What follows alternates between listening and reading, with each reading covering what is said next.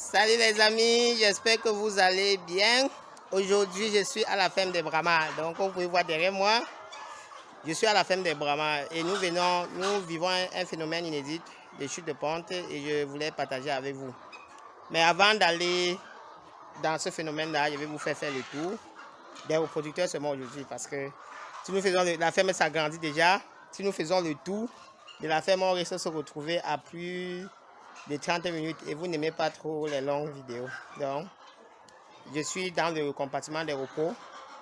On a quelques sujets là qui prennent déjà leur ration. Mais vous allez voir leur comportement avant l'arrivée de la ration.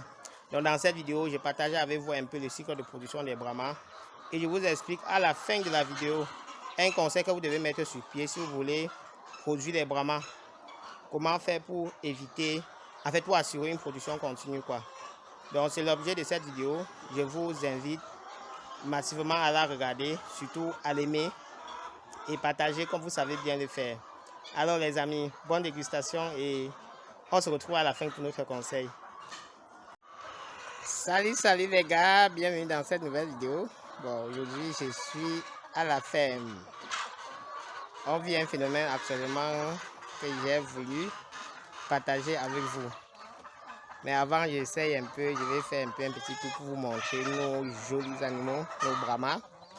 Donc pour ceux qui nous suivent depuis, vous vous rappelez sûrement de cet élevage. Donc ça, c'est le compartiment des reproducteurs, des parentaux. Donc c'est ceux-ci là qu'on élève, on collecte les œufs. Et c'est ces œufs là qui vont donner les poussins que vous achetez souvent ou que vous voyez souvent dans nos caisses de chauffage. Donc en fait, l'élevage est segmenté en plusieurs compartiments. Et il y a bien évidemment les vidéos dessus sur cette chaîne. Pour ceux-là qui sont nouveaux sur la chaîne, bon, vous pouvez partir les regarder. Donc, bien évidemment, je vous souhaite une fois de plus bienvenue. Je suis Martin, tout comme pour ceux qui regardent la chaîne pour la première fois. Ici, nous parlons de l'agro-pastoral. Nous parlons des opportunités pour faire la filière, les difficultés que vous avez lorsque vous décidez de vous lancer, mais surtout les conseils et l'accompagnement pour réussir vos projets dans l'agro-pastoral. Alors ça, c'est l'un des élevages que nous avons mis sur pied depuis 2016 pour essayer de valoriser premièrement nos ressources locales et surtout apporter une solution pérenne pour le problème de disponibilité des produits d'origine agricole, surtout les poussins d'un jour. Alors, vous savez que dans la filière agricole, tout part des poussins. S'il n'y a pas de poussins, il n'y aura pas d'agriculture. Du coup, comme les souches classiques que nous utilisons dépendent principalement de l'extérieur, il suffit que le gouvernement prenne une décision d'interdiction d'importation pour que nous nous retrouvons dans les difficultés. Alors que voici un élevage que nous pouvons tous développer pour répondre partiellement aux besoins de nos populations en termes de production de produits avicoles ou produits d'origine avicole. Donc ici, il s'agit des Brahmas, qui est une souche qui est en réalité la souche locale améliorée et que nous pouvons l'améliorer davantage pour avoir des meilleurs résultats en termes de production de viande et en termes de production d'œufs. Vous voyez, il y a plusieurs couleurs, il y a plusieurs pélages, ce qui permet déjà même d'embellir notre basse-cour. Donc, ces animaux, en plus d'être utilisés pour apporter de l'aliment ou des produits avicoles à nos populations, pour également nous servir d'animaux de décoration pour nos basses-cours. Ils sont très jolis. Bon, aujourd'hui, je voulais vous expliquer un phénomène que nous vivons ici là. Bon, il s'agit d'arrêt de la ponte. Donc, je vais vous l'expliquer, mais avant, je vous présente d'abord le cycle de production. Donc, pour ceux qui se lancent dans les Brahmas, vous devez savoir que le cycle de production est d'environ 64 à 72 semaines en fonction du type d'élevage que vous voulez faire. Donc ça voudrait dire que si tu souhaites prendre un poussin, l'élever jusqu'à produire les œufs, ça voudrait dire tu veux mettre sur pied un élevage parental comme celui-ci là, tu vas devoir prévoir que ton cycle va durer 112 semaines. Il va falloir attendre 24 semaines, c'est-à-dire du jour où tu achètes ton poussin jusqu'à la 24e semaine environ pour avoir les premiers œufs incubables. Tu peux avoir les œufs à partir de la 20e semaine. Mais ces œufs-là ne seront pas incubables. Pourquoi? Parce que au début de la ponte, au début du cycle de production, la poule va produire des œufs de petit calibre. Et lorsqu'elle produit des œufs de petit calibre, si vous les incubez, vous aurez également les poussins de faible poids. Vous aurez des poussins de faible poids. Et ces poussins-là ne pourront pas vous donner des résultats satisfaisants, que ce soit en termes de taux de mortalité, que ce soit en termes de vitesse de croissance. Raison pour laquelle on vous demande d'attendre jusqu'à la 24e semaine parce que le poids de l'œuf à cet âge-là est intéressant et peut se prêter sans souci à l'incubation.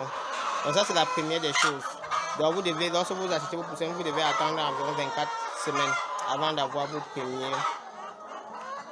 premiers œufs incubables. Et lorsque vous incubez vos œufs maintenant, le cycle c'est de 21 jours. Donc 18 jours pour l'incubation et 3 jours pour l'éclosion. Lorsque vous avez un bon incubateur, vous devez faire 21 jours et vous aurez vos poussins. Et c'est ces poussins-là qui seront élevés. Ces poussins-là seront élevés pendant 4 à 6 mois si vous voulez produire de la viande. Donc ça veut dire que si vous voulez abattre vos animaux après un temps pour vendre de la viande, vous devez patienter entre 4 et 6 mois. C'est ça la particularité de cet élevage. Or, l'autre, c'est 1 mois et demi. Donc, les souches améliorées destinées à la production de la viande, c'est 1 mois et demi. Mais ici, vous devez patienter entre 4 et 6 mois. Maintenant, quel est l'avantage ici? C'est que, premièrement, vous avez une viande de qualité organoleptique supérieure, c'est-à-dire en termes de goût. Pour ceux qui suivent cette chaîne et qui ont déjà eu à goûter le poulet du village, en fait, le Brahma vous rappelle ce goût-là, ce bon goût du poulet, avec une viande bien persillée. Il n'y a pas de marge quoi. Souvent, il y a les personnes de la classe moyenne et de la classe bourgeoise, c'est le produit qu'ils recherchent. Ça, c'était la première raison. La seconde raison, c'est que dans cet élevage, on utilise très peu de produits chimiques. Pour ne pas dire, on n'utilise pas du tout les produits chimiques. Donc, vous allez constater que les Brahmas sont plus rustiques que les autres animaux, que les autres types de volailles. Surtout les volailles améliorées destinées à l'élevage intensif. Donc, lorsque vous élevez les Brahmas, vous êtes sûr au moins que vous n'avez pas utilisé beaucoup de produits chimiques. Et vous aurez, ça permet de rassurer le consommateur quant à la qualité du produit. Parce que vous savez, aujourd'hui nous vivons un phénomène super préoccupant, les antibiorésistances. Parce que ce qu'on ne vous explique pas souvent, c'est que les antibiotiques que nous utilisons en médecine humaine sont les mêmes que nous utilisons en médecine animale. Ce qui voudrait dire quoi? Si je donne par exemple une molécule comme la tétracycline à mes poules, si je donne ça régulièrement, cette poule-là peut se retrouver entrée de... Donc, des microbes qui attaquaient cette poule-là seront habitués avec cette molécule-là. Or, la plupart du temps, il y a les microbes qu'on appelle il y a les maladies qu'on appelle les zoonoses. Ça voudrait dire que ça peut se retrouver chez l'humain. Donc, si le même microbe attaque l'humain maintenant, et cet humain-là qui consommait cette viande-là, si le même microbe l'attaque, il va prendre maintenant, il passe au médecin, diagnostique la maladie et lui prescrit les tétracyclines. Les tétracyclines n'auront pas d'effet tout simplement parce qu'à force de consommer cela dans la viande, il a habitué ces animaux, ces microbes à cette molécule-là. Et du coup, ça devient un peu comme le soie. Bon, en médecine, on va dire le soie et le non-soie. Donc, ça vient comme une partie intégrale de leur milieu de vie, quoi. Donc, quand tu donnes la tétracycline, au lieu que ça agisse sur eux, bon, ils disent que, n'est-ce pas, c'est la molécule que nous sommes un peu habitués. Du coup, aujourd'hui, on valorise les élevages où on va utiliser de moins en moins les antibiotiques. Et parmi ces élevages-là, l'un des élevages vraiment à regarder, surtout pour nous, Africains, c'est l'élevage des Brahmans parce que c'est super intéressant quoi, par rapport à d'autres élevages. Bon, maintenant vous comprenez qu'avec le cycle aussi qui est long, le produit n'est pas le même produit, n'a pas le même cours que celui qui fait 45 jours. Raison pour laquelle les Brahmans en général sont réservés pour une certaine classe. Mais ce que nous faisons maintenant chez Vetagro, c'est on essaie de trouver un système d'élevage où nous pouvons maîtriser ces coûts-là, donc où nous pouvons réduire nos coûts de production. Donc ça voudrait dire comment faire alors pour élever mon Brahma sur 6 mois à 1500, alors que l'autre produit son poulet de chair en 45 jours à 1800. Là, ça va me permettre que même après 6 mois, je peux décider de vendre mon poulet, mon Brahma à 2500 et je n'ai aucun souci à me faire. Donc ça, c'est un élément super intéressant. Quand nous essayons de travailler dessus, c'est pas facile. Et c'est la raison pour laquelle, waouh, l'aliment est arrivé, hein, vous allez voir. C'est magnifique quoi. Donc, elles courent pour aller manger. Il faut que j'essaye de voir si on peut les servir ici, là, comme ça, ils viendront vers nous. Elles reviendront vers nous. Bondel, s'il te plaît, tu peux venir avec le sac là ici. Tu laisses à partir d'ici. Donc, l'idéal, c'est de trouver... En fait, on vous invite énormément à nous joindre dans cette aventure pour que nous travaillons ensemble pour trouver un système où nous allons maîtriser ces coûts-là. Bon, comme vous voyez ici, là, il y a un bâtiment derrière et elles peuvent sortir. Donc ça, c'est le premier système que nous avons expérimenté. Ça, c'est le système semi-intensif et il est très prometteur, ce système. Du coup, mais l'une des contraintes, c'est qu'il faut des superficies un peu importantes. Donc, il faut des superficies de terrain un peu importantes pour pouvoir mettre sur pied ce système-là. Sinon, c'est super intéressant. Tu as des animaux qui sont moins malades, ils produisent les œufs de meilleure qualité et le taux de causabilité aussi s'améliore.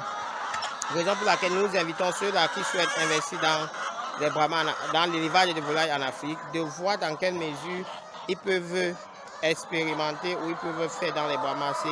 C'est super intéressant. Et ce que je ne vous ai pas dit, si vous avez un bon personnel, si vous avez une bonne équipe, vous pouvez même, à partir de leur fiente, produire une bonne partie,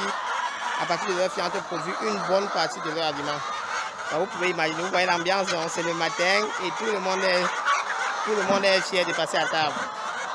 Donc là, on suit le sac, on suit là où il y a l'aliment. Même si je porte le sac maintenant, ils vont me poursuivre. Donc c'est un peu ça. Maintenant, l'une des principales difficultés dans les Brahmas, c'est que, comme vous avez pu comprendre, il faut incuber les œufs. Et incuber les œufs voudrait dire qu'il faut un incubateur. Et avoir un incubateur, il faut également de l'énergie électrique ou de l'énergie solaire pour faire fonctionner cet incubateur-là. Et c'est là où la plus grande difficulté se trouve. Parce que ça demande beaucoup de discipline, quoi. Et nous n'avons toujours pas, notre système d'énergie en Afrique n'est pas toujours au rendez-vous. Du coup, c'est souvent assez compliqué. Lorsque tu perds les œufs, ça peut être décourageant.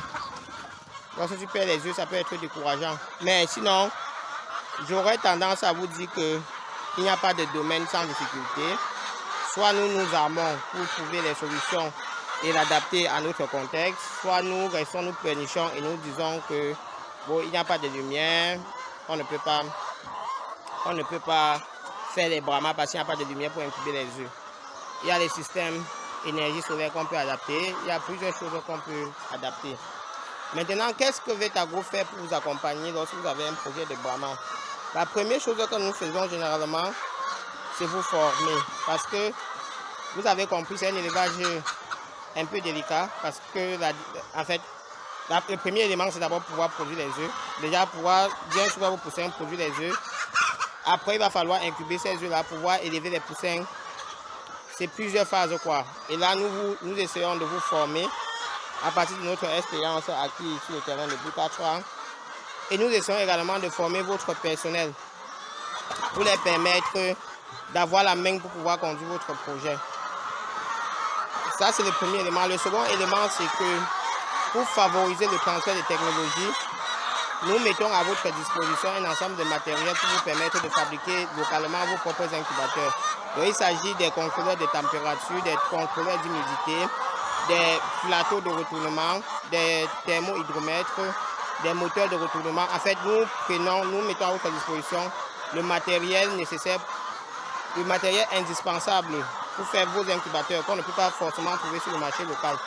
À côté, nous vous mettons à votre disposition l'équipement d'élevage pour conduire vos Brahmas.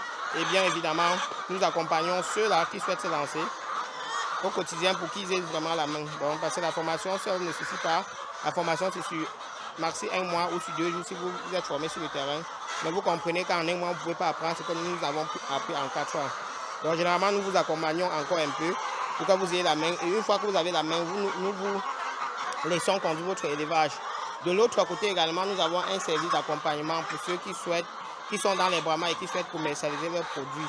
Donc, généralement, nous nous entendons et à travers nos différentes plateformes, à travers nos différentes plateformes, en fait, nous essayons de communiquer vos produits auprès de nos internautes qui, naturellement, sont séduits et achètent vos produits. Et ça leur permet également de lancer leur élevage. Donc, c'est cette communauté, c'est cette philosophie-là que nous voulons développer à travers cette chaîne. C'est ce que nous le faisons déjà depuis bientôt 1 an.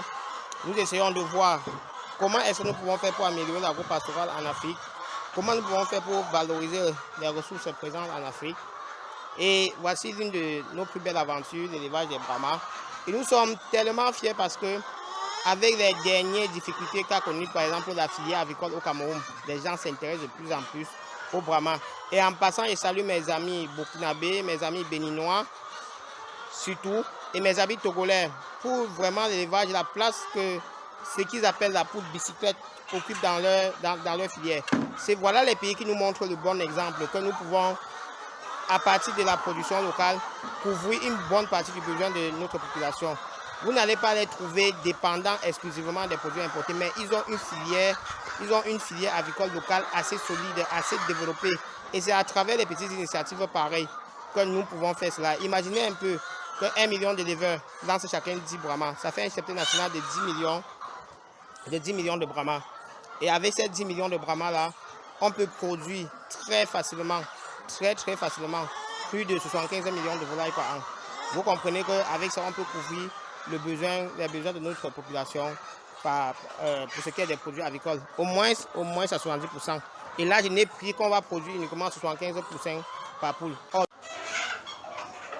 Donc, les gars sont à table. Donc, en fait, le phénomène parlant du phénomène dont je vous ai fait mention au niveau de la vidéo. Donc, nos animaux ici, là, sont pour la plupart âgés déjà de plus de 2 ans, c'est-à-dire plus de 48 mois. Et du coup, notre ponte a chuté ces derniers temps. Donc, c'est ce que je vous ai expliqué tout à l'heure. Quand on regarde le cycle de production, on constate qu'on a déjà plusieurs animaux qui sont arrivés à 64 semaines. Et là, nous sommes en train de renouveler le cheptel. Donc, comme vous pouvez le voir là, il y a un autre lot de vent qui est préparé à venir les remplacer ici pour pouvoir rebooster la ponte. Et lorsque vous voulez faire dans la production continue des Brahmas, vous comprenez que vous devez prévoir un lot de renouvellement. Donc, vous devez avoir au moins 3 lots avec un écart de 10 à 20 semaines pour éviter de vous retrouver dans une situation où il y a un rupture totale de la production et où vous n'avez plus, il y a un rupture totale de la production et vous n'avez plus des œufs. Là, c'est super compliqué parce que imaginez un peu que vous avez une clientèle à satisfaire et que vous devez attendre 20 semaines pour pouvoir produire encore les œufs. Parce que vous n'avez pas prévu dès la base qu'il fallait renouveler le cheptel. Donc du coup, ça devient souvent très compliqué. Raison pour laquelle il faut une bonne stratégie. Et pour mettre sur pied cette stratégie-là, vous devez vous faire former. Parce que c'est seulement en vous formant qu'on peut vous expliquer comment faire exactement sur le terrain pour éviter les ruptures dans votre production. Donc, alors moi, je vais vous remercier d'avoir suivi cette vidéo. Ça, c'est une filière qui nous tient à cœur et je vous invite massivement à partager la vidéo pour booster nos frères africains, pour montrer que nous avons la possibilité de faire de très belles choses à partir de notre continent, à partir de ce que nous avons sous la main. Certes, ce n'est toujours pas facile, mais moi, j'aime souvent dire, rien n'est facile, mais tout est possible. Vous voyez comment ils discutent d'aliments. Si vous ne calculez pas bien la place à table, vous allez vous retrouver avec les animaux qui mangent plus que d'autres. Donc je vous invite massivement une fois de plus à partager la vidéo. Laissez vos préoccupations en commentaire, laissez vos encouragements en commentaire, laissez vos questions en commentaire. Nous allons les répondre. Et n'oubliez pas surtout d'aimer, ça encourage, ça nous permet de monter dans la chaîne, dans la fiche d'actualité YouTube. Du coup, lorsque quelqu'un s'intéresse, se connecte et qui s'intéresse à notre domaine, boum, il tombe directement sur notre vidéo. Et ça fait grandir la communauté. Et n'oubliez pas, c'est parce que vous êtes nombreux que nous sommes également encouragés de notre côté à faire des vidéos de plus en plus intéressantes, de faire les plus belles vidéos possibles pour vous satisfaire. Alors, nous comptons sur votre soutien habituel pour faire grimper la vidéo au max. Ciao, ciao.